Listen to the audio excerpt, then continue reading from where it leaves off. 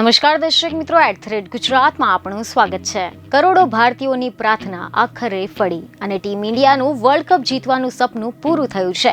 શનિવારે south Africa સાથે રમાયેલી T20 વર્લ્ડ કપની ફાઇનલ મેચમાં ટીમ ઇન્ડિયાએ 7 રનથી શાનદાર જીત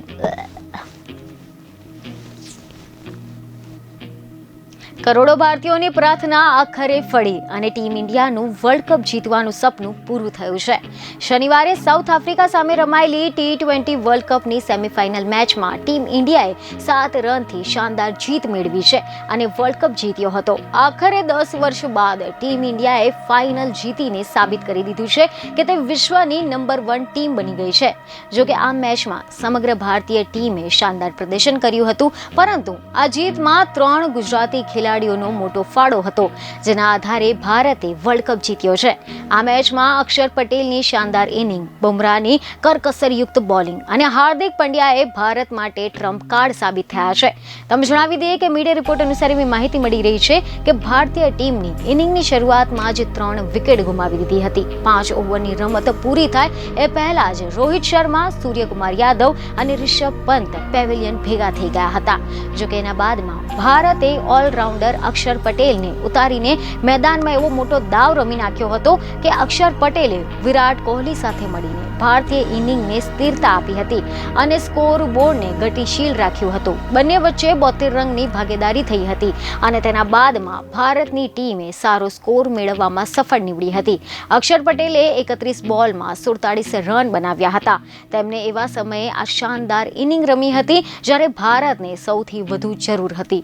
એક તરફ 3 વિકેટ પડી જવાથી છેડો સાચવીને રમેલા વિરાટ કોહલી પર પણ દબાણ વધી ગયું હતું, ત્યારે અક્ષર પટેલે કેટલાક શાનદાર શોટ્સ રમીને આ દબાણ હળવું કર્યું હતું। ત્યારબાદ બુમરાહની જો આપણે વાત કરીએ તો ખબરો એવી મળી રહી છે કે શરૂઆતમાં જ ઓપનર રેઝા હેન્ડ્રિક્સે આઉટ કરીને ભારતને સફળતા અપાવનાર જસપ્રીત બુમરાહે અતિશય કરકસર ભરી બોલિંગ કરીને 4 ઓવરમાં માત્ર 18 રન આપ્યા હતા, પરંતુ ઇનિંગની 15મી ઓવરે જ્યારે ફેંકાઈ ગઈ ત્યારે ભારતના હાથમાંથી મેચ સરકી રહી હોય તેવું લાગી રહ્યું હતું।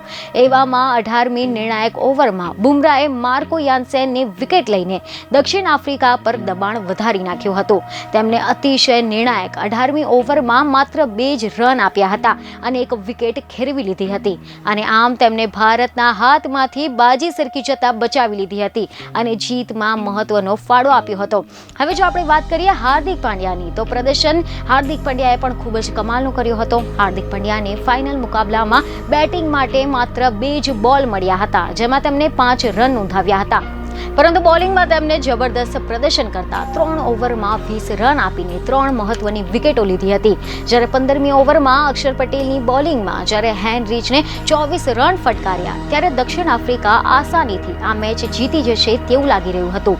ભારતીય દર્શકોમાં નિરાશા સ્પષ્ટ જોઈ શકાતી હતી, પરંતુ રોહિત શર્માએ 17મી ઓવર હાર્દિક પંડ્યાને આપી અને પહેલા જ બોલે તેમને 26 બોલમાં 52 રનની ઝંઝવાતી ઇનિંગ રમીને છેલ્લા રહેલા ક્લાસનને આઉટ કર્યા હતા અને આ વિકેટ ભારત માટે ટર્નિંગ પોઈન્ટ સાબિત થઈ હતી અને ત્યાંથી જ ભારતે જે મેચ છે તેમાં કમબેક કર્યું હતું। ત્યારબાદ 20મી ઓવરમાં દક્ષિણ આફ્રિકાને જીતવા માટે 16 રન કરવાના હતા અને બોલ ફરીથી હાર્દિક પંડ્યાના હાથમાં હતો। સ્ટ્રાઇક પર ડેવિડ મિલર હતા, જેઓ એકલા હાથે મેચ જીતાડવા માટે સક્ષમતા ધરાવે છે, પરંતુ હાર્દિક પંડ્યાએ 20મી ઓવરના પહેલા જ બોલે તેમને આઉટ કરીને ભારતની જીત નિશ્ચિત કરી દીધી હતી। મિલરનો અશક્ય જણાતો કેચ પકડીને સૂર્યકુમાર યાદવ પણ છવાઈ ગયા હતા। ત્યારબાદ હાર્દિકે વધુ 1 વિકેટ લીધી હતી અને દક્ષિણ આફ્રિકા અંતિમ ઓવરમાં માત્ર 9 રન જ કરી શક્યું હતું અને ભારત વિજેતા બન્યું હતું। બીજને ખબર સાથે ફરી મળીશું। ધન્યવાદ।